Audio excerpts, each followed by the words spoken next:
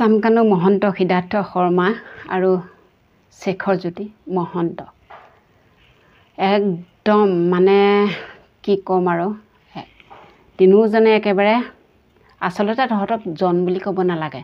তহঁতৰ সন্মান কৰাতকৈ কুকুৰ, মেকুৰী, গুগুৰ, ছাগলী এইবিলাকক মৰম কৰাই ভাল। আচলতে তহঁতি মানুহৰ নামত কলংক। তহঁতৰ মহন্ত, শৰ্মা এই মানুহখিনিক তহঁতৰ বাবে কলংক সানিছ। এই উপাধিকেইটাত একেবাৰে কলংক সানিলে।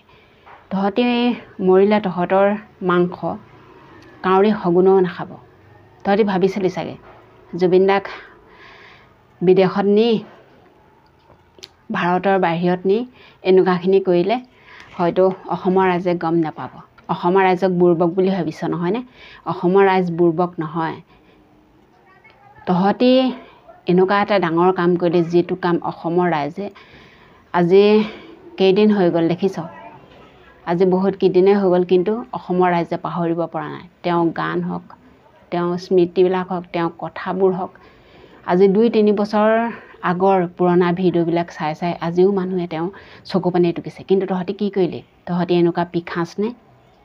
তহঁতক কি কৰিছিলে? সেইজন মানুহৰূপী ভগৱান বুলি কৈছোঁ। তেওঁতকৈ কিমান ডাঙৰ ডাঙৰ মানুহে তেওঁক সেৱা জনাইছে, তেওঁ শ্মশানত গৈ সেৱা জনাইছে, তেওঁক কিমানখিনি আদৰ সাদৰ কৰিছে দেখিলি তহঁতৰ চকুৱে দেখি। তহঁতি এতিয়া ক'ত আছ? জেলৰ ভাত খাইছ। জেলৰ ভাতকেইটা খাই খুব ভাল লাগিছে নহয়? তহঁতক মানে কি কৰিব লাগে গম পাইছ? আমি আগতে আমাৰ মাহঁতে, দেউতাহঁতে কৈছিল মহন্ত হওক, গোসাঁই হওক, বামুণসকল হওক, তেওঁলোকৰ ঘৰলৈ মানুহ গ'লে কি কৰিছিলে? তেওঁলোকে যি আমাৰ নিচিনা মানুহবোৰ গ'লে সুদিৰৰ মানুহ আহিছে বুলি কয়। বৰা, গগৈ এনেকুৱা, হাজৰিকা এনেকুৱা মানুহবিলাকক তেওঁলোকে ঘিণ কৰা নিচিনা কৰে। আৰু তেওঁলোকে কি কৰে? তেওঁলোকৰ ঘৰত খালে কাঁহী বাতিকেইটাও আনছি মানে ধুই থৈ আহিব লাগে। তেনেকুৱাখিনি কৰা মানুহৰ ঘৰৰ তহঁতি সন্তান, কিন্তু তহঁতি কি কৰিলি? একদম টকাৰ কাৰণে এজন মানুহক শেষ কৰি পেলালি নহয়নে? তেওঁ কিমান আশা আকাংক্ষা আছিলে সেইখিনি সকলোখিনি চুৰমাৰ কৰি দিলে। আজি গৰিমা বৌ মুখলৈ চাব নোৱাৰি। তেওঁৰ কথাবোৰ শুনিলে আমাক বুকু সুগে খুন্দা মাৰি ধৰে। ইমান নিশেষ কৰি দিলি। তেওঁ ইমান হেঁপাহৰ এখন চিনেমা ৰৈ ৰৈ বিনালে, সেই চিনেমাখনো শেষ কৰিবলৈ নাপালে। কিহৰ কাৰণে? তহঁতৰ কাৰণে।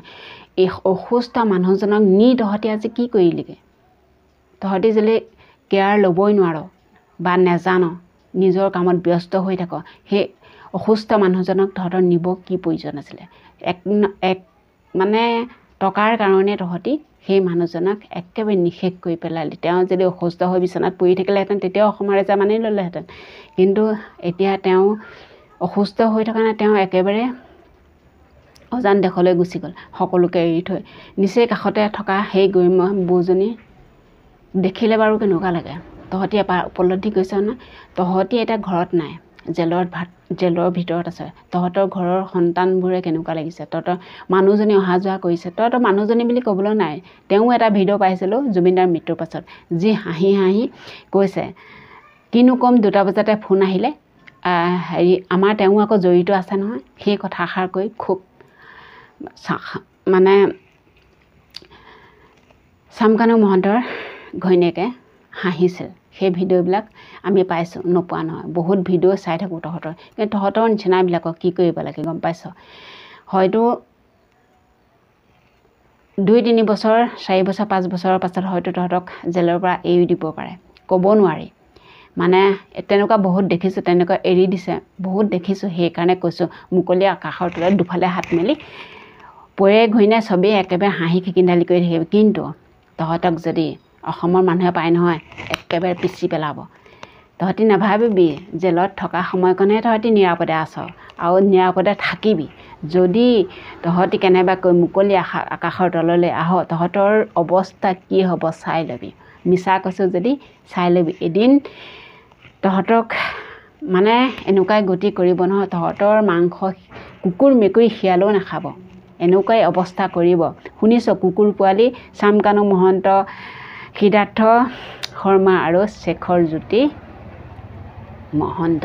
তহঁতৰ মহন্ত উপাধিকেইটা নহয়, কুকুৰ মেকুৰী উপাধি দিব লাগে সেইটোৰে উত্তম তহঁতক তাতকৈ বেছি হেৰি কৰি লাভ নাই তহঁতক CID জিম্মাত কেনেকৈ ৰাখিছে নাজানো কিন্তু তহঁতক গুহনি মুতনিৰ স্থান পোৱা তহঁতৰ কমটি হ'ব তহঁতি মৰিলে যমৰজাই তহঁতক কেনেকুৱা শাস্তি দিব গম পাইছ আমি যে মাছ পুৰি খাওঁ কচি হালধি নিমখ সানি একেবাৰে হালধীয়া কৰি তেনেকুৱা ধৰণৰ শাস্তি দিব তহঁতক গৰম তেলে তহঁতক উপঙাই দিব যমৰজাই গম পাইছ এনেকুৱাই এটা তহঁতে ভয়ানক কাম কৰিলে যিটো কামৰ বাবে আজি গোটেই অসমৰ কেঁচুৱাৰ পৰা একেবাৰে বৃদ্ধলৈকে আজিও বুকু ঢকিয়াই কান্দি আছে একমাত্ৰ জুবিন দাৰ কাৰণে বেয়া লাগে তেওঁৰ গানবোৰ চাই গানবোৰ শুনিলে চকুপানী সঁচাকৈ ৰখাব নোৱাৰোঁ আৰু গৰিমা বৌ মুখখন দেখিলে একেবাৰে হৃদয়খন যেন ভাগি গৈছে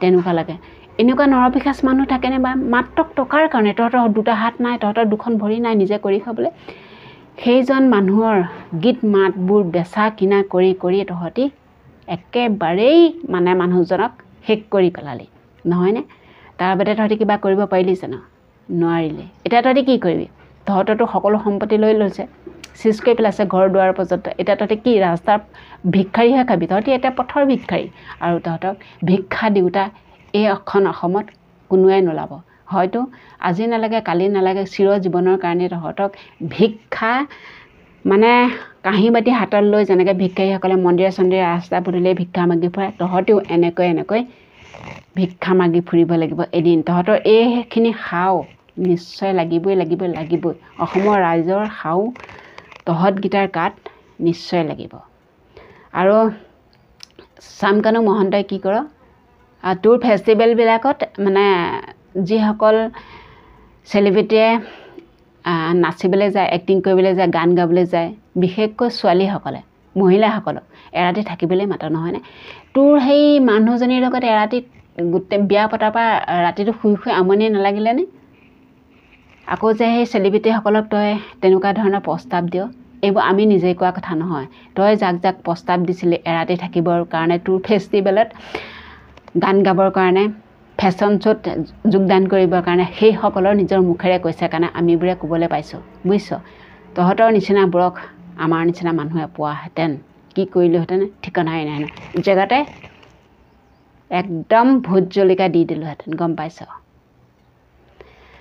বহুত খং উঠে ৰাইজ সেইবাবে কিছুমান বেয়া মাতো মানে মুখৰ পৰা ওলাই যায় আচলতে জুবিন দাক ইমানেই ভাল পাওঁ ওচৰত নাপালোঁ যদিও আজিও হৃদয়খন বহুত কান্দে জুবিন দাৰ কাৰণে আৰু বিশেষকৈ গৰিমা বৌৰ মুখখন দেখিলে হৃদয়খন একেবাৰে ফাটি চিটি যায়